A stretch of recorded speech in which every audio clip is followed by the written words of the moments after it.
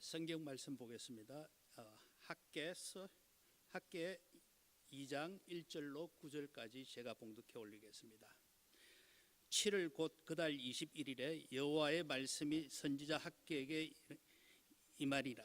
가라사대 너는 스알디엘의 아들 유다 총독 스룹바벨과 여호사닥의 아들 대제사장 여호수아와 남은 백성에 구하여 이르라.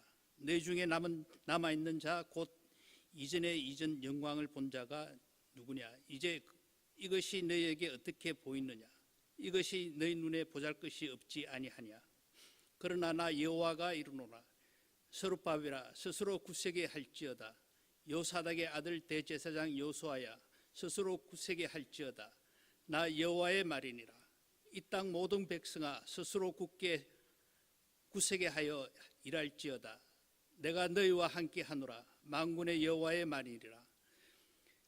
너희가 애굽에서 나올 때에 내가 너희와 언약한 말과 나의 신이 오히려 너희 중에 머물며 있나니 너희는 두려워하지 말지어다. 나 만군의 여호와가 만하로나. 조금 있으면 내가 하늘과 땅과 바다와 육지를 진동시킬 것이요 또한 만국을 진동시킬 것이며 만국으로 보배가 이르르니 내가 영광으로 이전에 충만케 하리라. 만군의 여호와의 말이니라. 은도 내 것이요 금도 내 것이라. 만군의 여호와의 말이니라. 내 전에 나중 영광이 이전 영광보다 크리라. 만군의 여호와의 말이니라. 내가 이곳에 평강을 주리라. 만군의 여호와의 말이니라. 아멘. 할렐루야. 감사합니다. 잘 들리세요? 제 소리가 잘 들리시나요? 네. 찬양할 때 마이크하고 설교할 때 마이크하고 좀 톤이 달라서 안 들리실 수 있습니다. 네.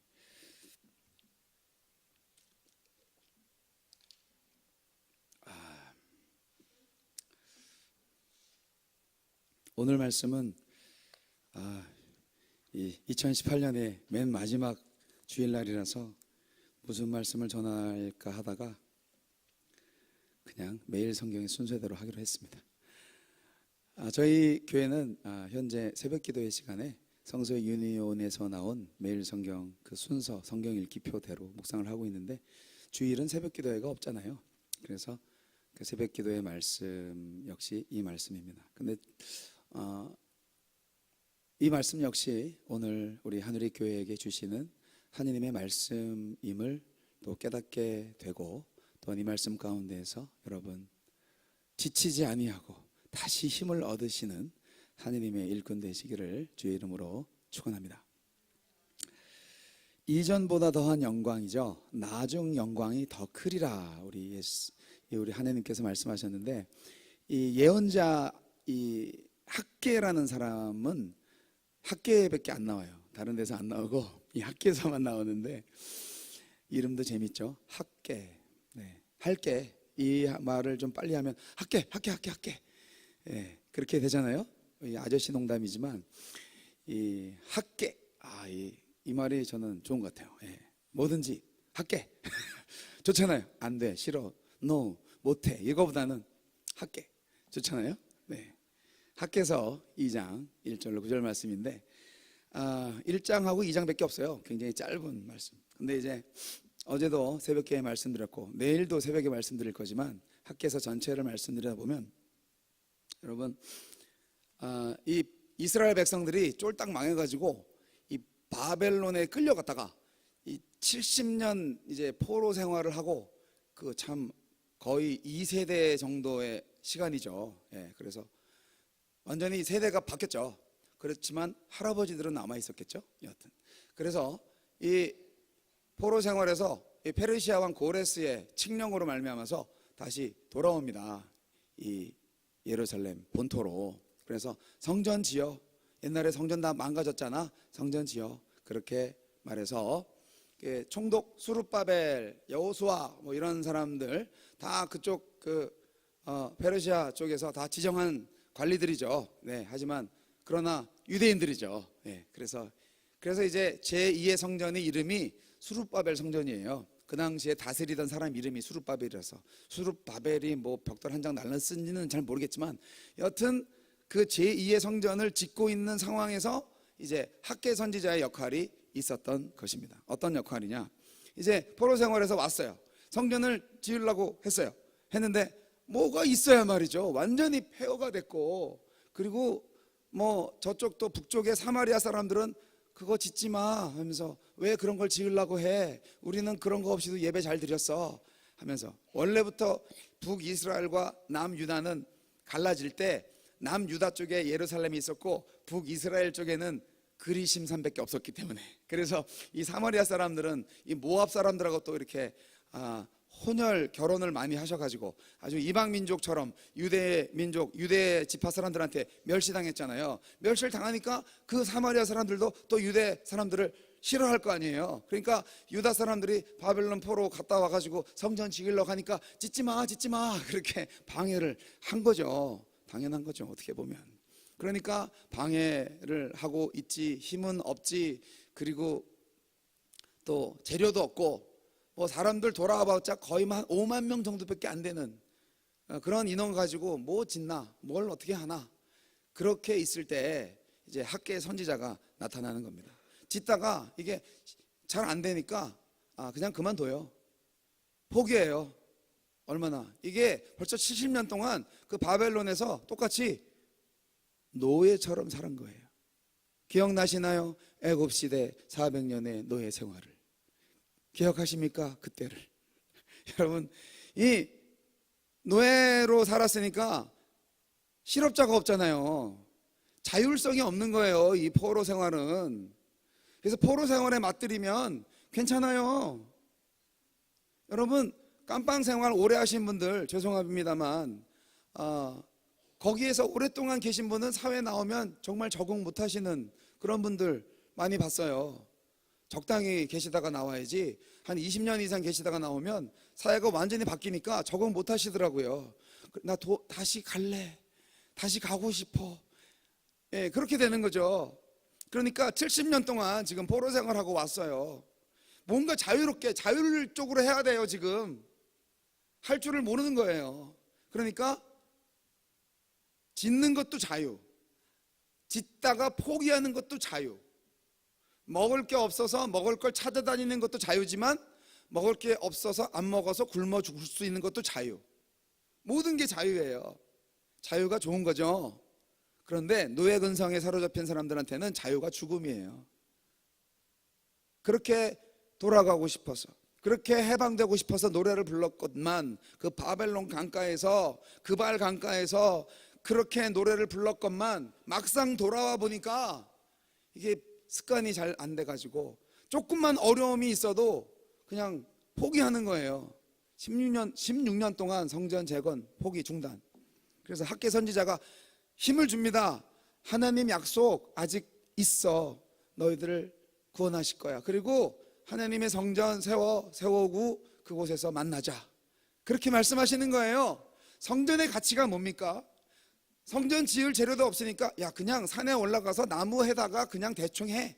뭐 대충 하라는 말은 아니지만 옛날에 솔로몬 성전을 생각해 보면은 이게 비교가 안 되는 거죠. 옛날에 솔로몬 시대에는 그야말로 모든 이웃 나라들이 다 와서 조공 바치고 솔로몬 완화하고 잘해보려고 그런 때였잖아요. 그러니까 거의 뭐 백향목 그 고급 나무가 뽕나무처럼 막 널브러졌던 바로 그 시대가 솔로몬 시대예요. 근데 지금 백향목은 무슨 백향목 같은 소리 하고 있네. 지금 뽕나무도 없어가지고 지금 나무 하러 산에 가서 힘들게 해가지고 와서 지금 성전을 지어야 하는 상황인 거예요. 얼마나 힘들었겠어요. 당연히 힘들죠.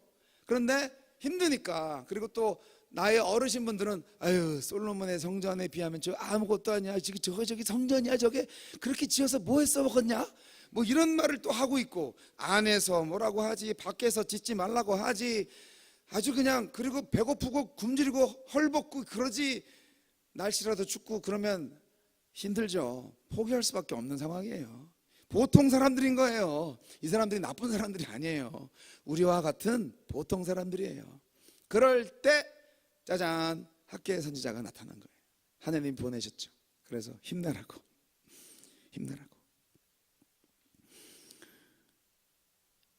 여호와가 이르노라. 4절 5절 말씀이 약속의 말씀인데 스룹바벨아 스스로 굳세게 할지어다. 여호사닥의 아들 대제사장 여호수아야 스스로 굳세게 할지어다. 여호와의 말이니라. 이 땅 모든 백성아 스스로 굳세게 하여 일할지어다. 내가 너희와 함께 하노라. 만군의 여호와의 말이니라. 이 말씀을 주시는 겁니다. 만군의 여호와의 말이라고. 만군의 여호와의 말이라고. 스룹바벨아 굳세라, 여호수아야 굳세라. 스룹바벨은 이제 총독이니까 정치 지도자, 그리고 여호수아는 제사장이니까, 그리고 이제 백성들한테 다 각기 굳세어라, 일하라, 내가 너희와 함께 할 거다. 할렐루야. 이 말씀 또한 우리 교회에 그대로 적용될 수 있는 말씀이라 믿습니다. 굳세시기 바랍니다. 그리고 일하세요. 저도 일합니다, 여러분. 사랑하는 성도 여러분, 이 학계 선지자는 옛날 생각을 떠오르게 합니다. 5절 말씀 보니까 너희가 애굽에서 나올 때에 내가 너희와 언약한 말 있지 않냐. 나의 영이 계속해서 너희 가운데서 머물러 있으니까 너는 두려워하지 말아라. 애굽에서 나올 때 생각을 다시 하게 해주네요. 그때 어떤 하나님이셨어요? 1000년 전에 이스라엘 백성의 역사를 말하고 있습니다. 기억하는가 그때를. 애굽에서 너희들을 이끌어낼 때 천지를 진동하는 하나님, 내가 너와 함께 있었지 않았냐. 불기둥 구름기둥 너희들을 광야에서 인도하지 않았냐. 만나와 메추라기로 계속 먹이지 않았냐. 나 여호와가 지금 너희와 함께 있겠다. 할렐루야. 이렇게 지금 말하고 있는 거예요. 힘들고 어려운데 그러니까 성전을 계속 지어라 하는 거죠. 사랑하는 성도 여러분, 성전을 힘들어 죽겠는데 왜 또 지으라고 하는 건가요? 성전은 정말 누구를 위해서 지으라고 하는 건가요? 하나님 거기서 살으려고? 하나님 집이 없어서? 천만에요. 하나님은 온 세상을 창조하신 분이고, 그 성전, 여러분, 솔로몬의 성전이 어떻게 무너졌습니까? 그거 하나님께서 무너뜨린 거 아닌가요? 어차피 우상숭배하고, 그리고 그 성전 안에서까지도 우상숭배를 했어요, 이 이스라엘 유다 백성들이. 그러니까 그 더럽고 지저분한 성전 무너지리라 해서 이웃나라를 쳐서 들어서 완전히 느부갓네살에게 완전히 초토화시킨 거 아니에요. 그 하나님이 하신 거예요. 그런 아주 값비싼 그런 걸로 장식된 아름다운 성전이어도 하나님이 치워버리시는데, 지금 하나님께서 원하시는 거는 어떤 성전일까요? 솔직히 보잘것없는 성전이에요. 백향목 하나 안 들어간 성전이에요.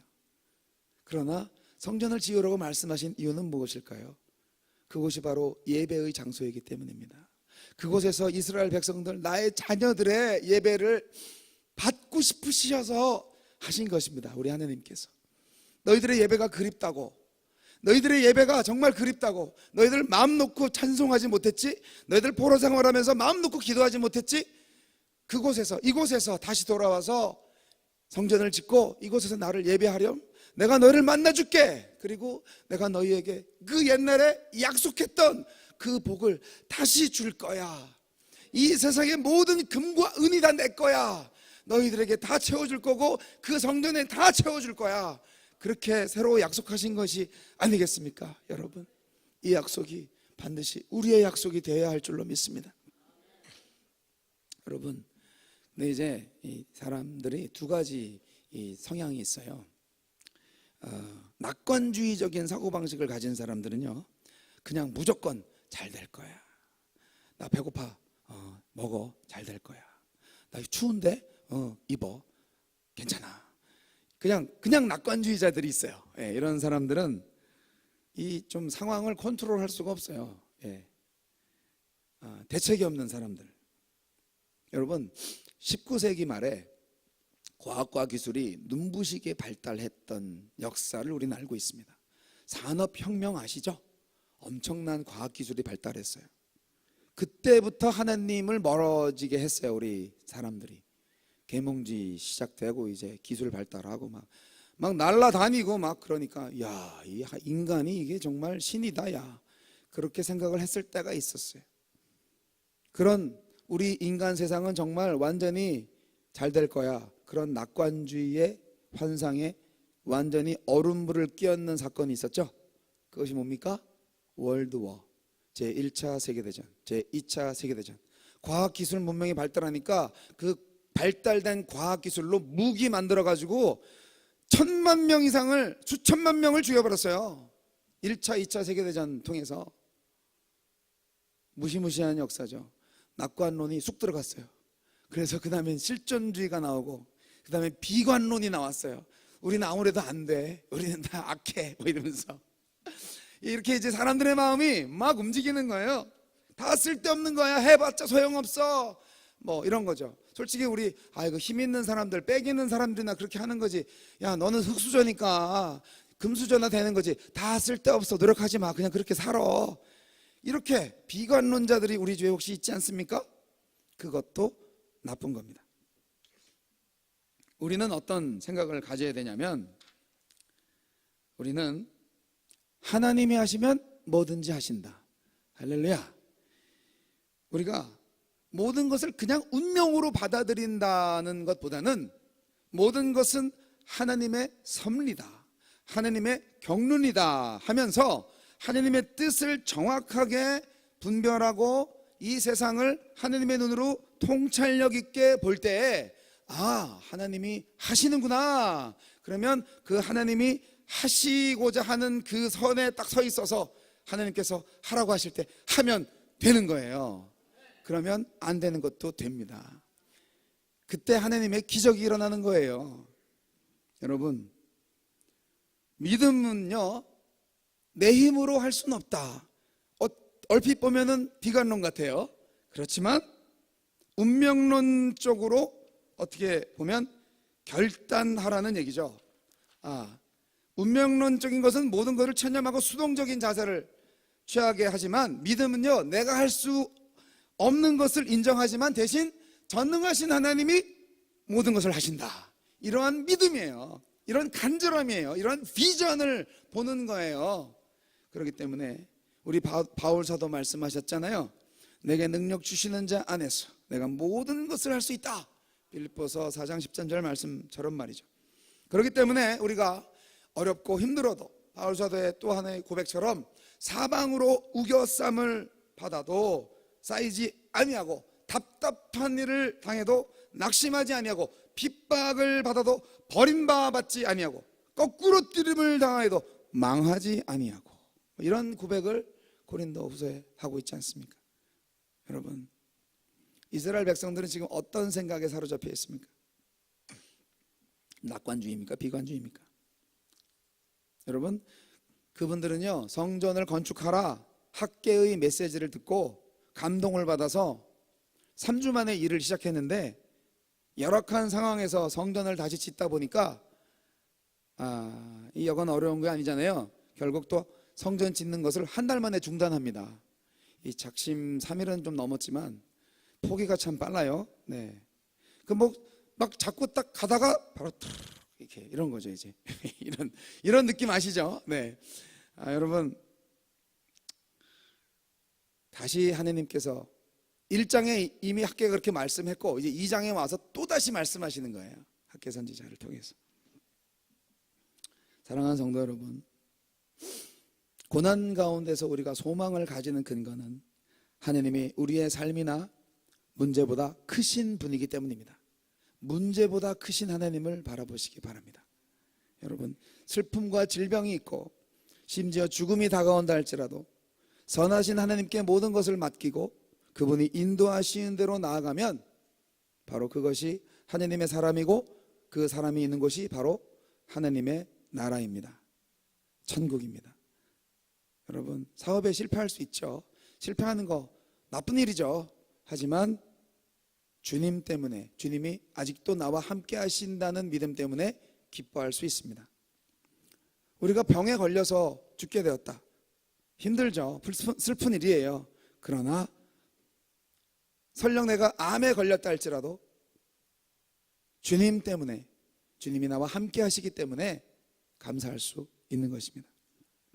믿음으로 주님을 붙들 때 환경에 상관없이 항상 기뻐하고 또 쉬지 않고 기도를 드리고 찬양할 수 있는 게 우리 기독교인 하느님의 자녀들 아니겠습니까? 세상 사람들처럼 똑같이 병마가 다가오고 재물과 모든 근심 걱정이 올 때 무서워하고 두려워하고 괴로워하고 누구 원망하고 그리고 인간적인 방법, 점을 보러 다닌다든지 뭐 급전을 쓴다든지 뭐 이거 땡기러 간다든지 뭐 그렇게 한다면 누가 우리를 보고 그리스도인 하나님의 자녀라고 그러겠어요? 어려움이 올 때 그때 우리의 공력이 나타나는 거예요. 우리의 본색이 드러나는 거예요. 하나님의 자녀는 언제나 어디서나 하나님을 찬양합니다. 하나님을 예배합니다. 범사에 감사합니다. 할렐루야.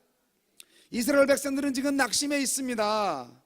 포로로 끌려갔던 이스라엘 백성들 70년 만에 돌아올 때 나름대로 꿈이 있었죠. 성전을 재건하고 성벽을 복구하여 다윗과 솔로몬 시대의 영광을 돌려받고 싶어 했겠죠. 근데 막상 돌아와 보니까 현실은 그렇지 않아요. 예루살렘은 폐허 상태였고 어디서부터 이렇게 머릿돌을 놔야 될지 도대체 모르겠어요. 막막합니다. 돌아온 사람들도 별로 많지 않고 많은 사람들이 반대하고, 여러분 삭개는 말합니다. 성전을 짓는 것이 하나님께 기쁨이 되고 영광이 된다고 말씀하셨습니다. 여러분 이 정확히 날짜가 있어요. 7월 21일에 하나님의 말씀이 학개에게 임합니다. 유대인들의 3대 명절 중에 하나인 바로 초막절, 이 초막절이 7월 15일서부터 시작돼서 일주일간 계속되는데 가뭄에 시달렸던 이스라엘 백성들이 거둔 소출이 너무너무 적었어요. 그래서 이 초막절 날에 기뻐하지 못했어요. 오히려 속상했죠. 여러분 초막절이 어떤 날인지 아십니까? 솔로몬이 성전을 봉헌한 절기예요. 과거에 솔로몬 성전을 기억하는 사람들은 지금 짓는 성전이 너무나 초라하지요. 그래서 기뻐하지 못한 거예요. 두 가지, 이 초막절인데 소출이 별로 적어서 기뻐하지 못하고, 또 지금 짓는 성전이 너무 초라해서 기뻐하지 못한다 그랬어요. 우리가 삶을 살다 보면, 어떤 일을 하다 보면 교회 일도 그렇고 사업도 그렇고 가족 일도 마찬가지인데 학교 일도 마찬가지입니다. 자꾸 일이 꼬이고 좀처럼 풀리지가 않을 때가 있어요. 이 핑계 저 핑계 신앙생활을 제대로 안 할 때도 있지요. 그런데요, 어느 날 말씀을 들었어요. 엠마오로 가는 두 제자들 동행하는 예수님의 말씀을 막 하니까 마음이 뜨거워졌다고 그랬잖아요. 그런 것처럼 그냥 좀 희미하게 신앙생활 아닌가 긴가 하다가 이제 말씀이 막 들어와요. 부흥회 한번 참석한 거예요. 아니면 어떤 친한 친구가 와가지고 다 말씀을 전해주고 간다든지 뭐 여러 가지 계기가 있겠죠. 그랬을 때 말씀이 들어오니까 마음이 뜨거워집니다. 그래가지고 그동안 말씀대로 살지 못한 것을 막 회개하고 눈물 흘리고 막 그래요. 이제부터는 주님 뜻대로 살겠다고 막 그렇게 합니다. 안 나가던 새벽 기도도 나가고 그리고 교회 봉사도 참여하고. 근데요, 시간이 흘러도 형편이 나아지지 않네요. 내 형편은 똑같아. 월급도 똑같아. 근무 나가서 뭐 이렇게 보스가 이렇게 막 잔소리하는 것도 똑같아. 아니 마음 먹고 신앙생활 하겠다는데 왜 하나님은 그런 나에게 복을 팍팍 부어주지 않습니까? 여러분 그런 약간의 원망 비슷한 기도를 하신 적이 있으십니까? 여러분 예수 믿는 것이 만사 형통을 보장한다고 생각하십니까? 아니에요. 예수 믿는 것은요, 여러분 나쁜 일이 일어날 때를 대비해서 드는 보험 같다고 생각하세요? 아니에요. 우리가 예수님을 주님이라고 부릅니다. 근데 알게 모르게 주님을 주님이 아니라 마치 종처럼 부를 때가 있어요. 종처럼 대할 때가 있어요. 주님께서는요, 자기가 원하는 때에 자기가 말씀하시면 이제 제자들이나 종들이 따라주기를 바라죠. 근데 우리가 주님을 종으로 삼고 우리가 주인 노릇하면 우리가 주여 우리가 원하는 것을 주시옵소서, 그렇게 왜 안 주시나이까? 시간 너무 많이 걸리네요. 네, 그렇게 기도하십니까? 내가 기도했으니까 주님은 당장 응답을 주셔야 한다고 생각하십니까? 내가 원하는 응답이 없으면 주님은 나를 사랑하지 않는다고 결론 내리는 게 정당합니까? 전능하신 하나님은 이미 우리가 기도하기 전에 우리가 구할 거를 다 알고 계십니다. 그런데 왜 그렇게 달라는 거 왜 안 주냐고, 왜 그렇게 원망하는 기도를 하시는 거예요? 여러분, 기도라는 게 뭡니까? 하나님께서 우리의 기도를 통하여서 하나님의 뜻이 우리 안에 이루어지기를 원하는, 바로 그것이 기도입니다. 내 뜻대로 하는 것이 기도가 아니에요. 하나님을 우주의 급사로 생각하시나요? Waiter, come on, here, I need water. 뭐 이런 식으로 웨이터 외출리스트 부리듯이 막 철야기도, 막 40일 금식기도, 빨리 오세요, 뭐 이렇게 목말라요, 뭐 이렇게 그렇게 부르면 식당에서 난리가 나겠죠. 매너 없는 손님이라고. 과장은 좀 됐지만 하나님께 우리가 이런 기도를 하는 입장은 좀 절제를 해야 됩니다. 사실 우리가 하나님을 아버지로 모시고 있기 때문에 편해요. 사랑의 주님이기 때문에 그렇게 간구할 수 있어요. 그런데 매일 모든 기도 생활에 그렇게만 기도하시면 안 된다는 말씀이에요. 여러분,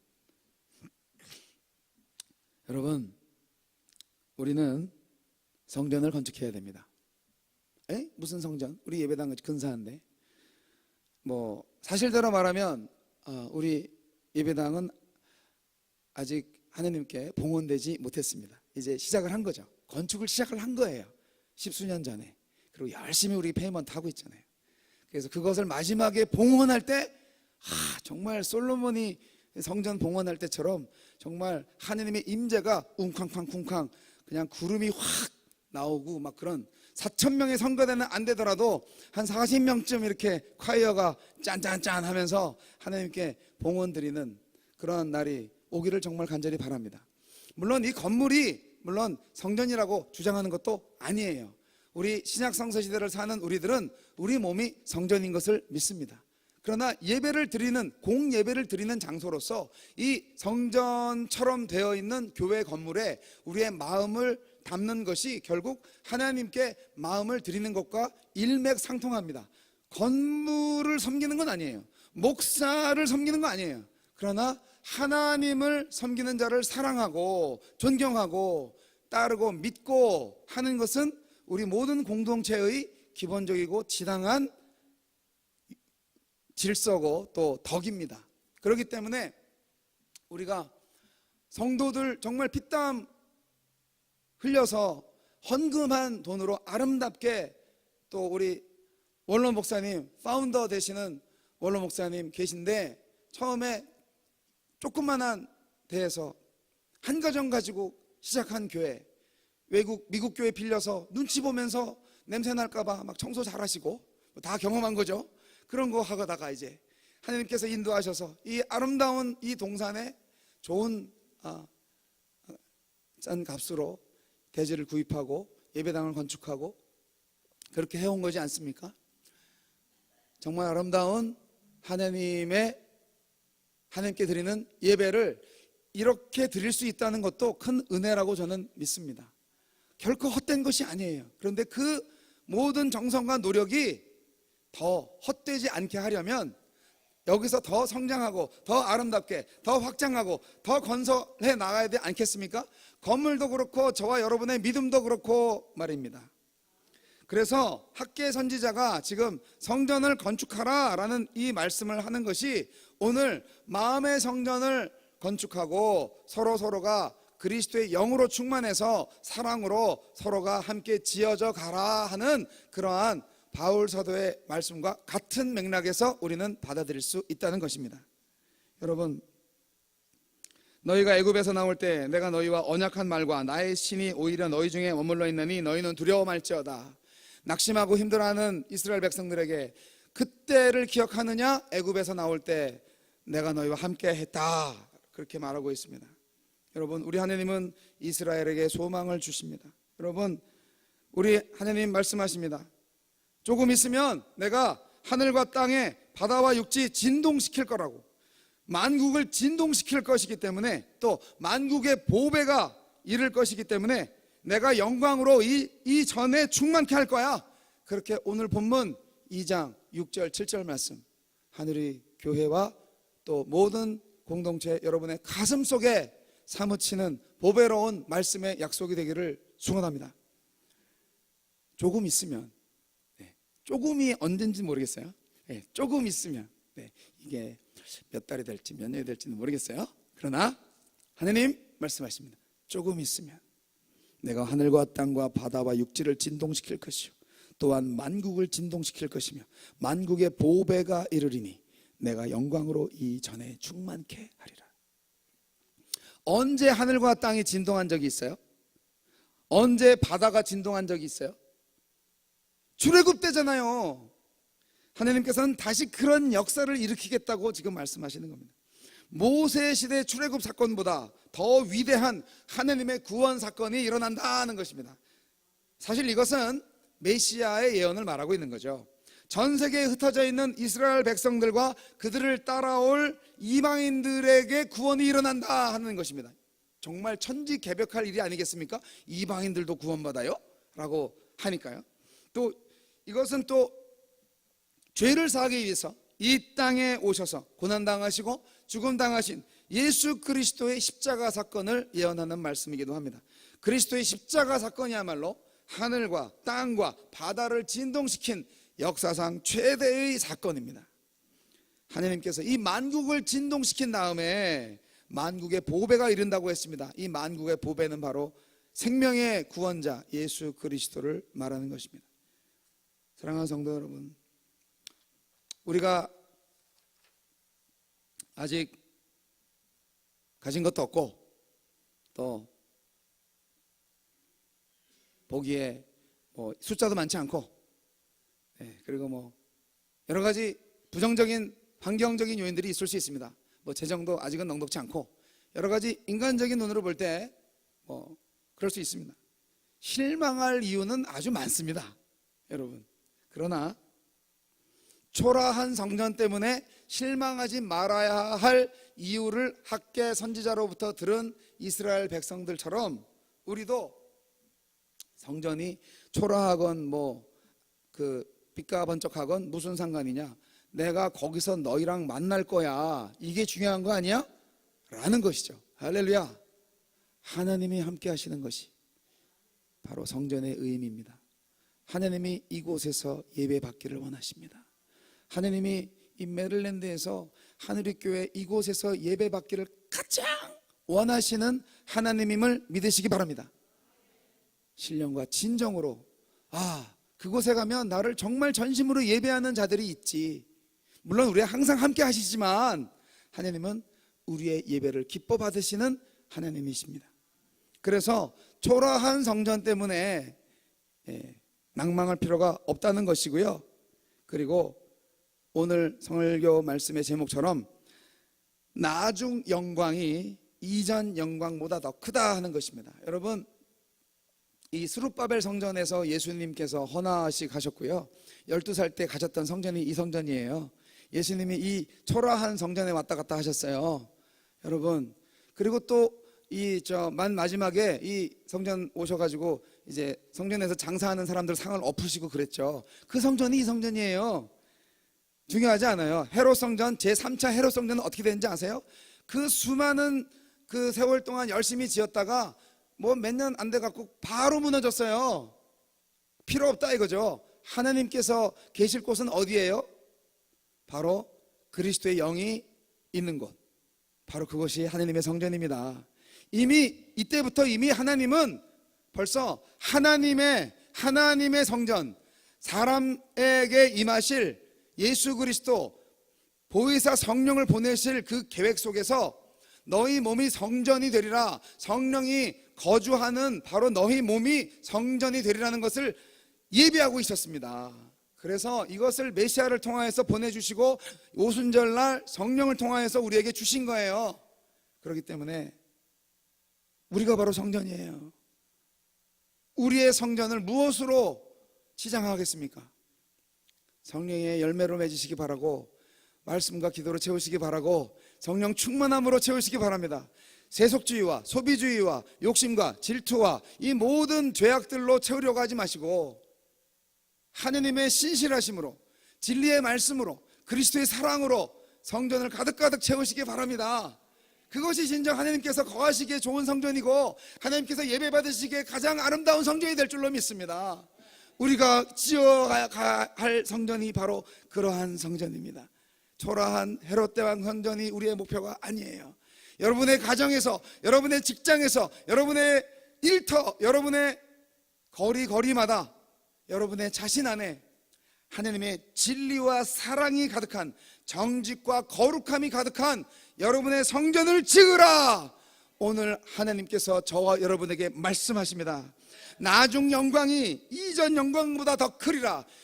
지금까지의 40년 동안의 모든 하누리교회의 모든 영광이 있었다면 그 모든 영광보다 앞으로 하나님께서 우리에게 주시고 그분이 누리실 영광이 더 클 것이다 라는 그 믿음으로 오늘의 예배를 하나님께 온전히 드리시기를 주님의 이름으로 축원합니다. 나중 영광이 더 크리라. 기도하시겠습니다. 좋으신 하나님 감사합니다. 우리는 믿음이 연약합니다.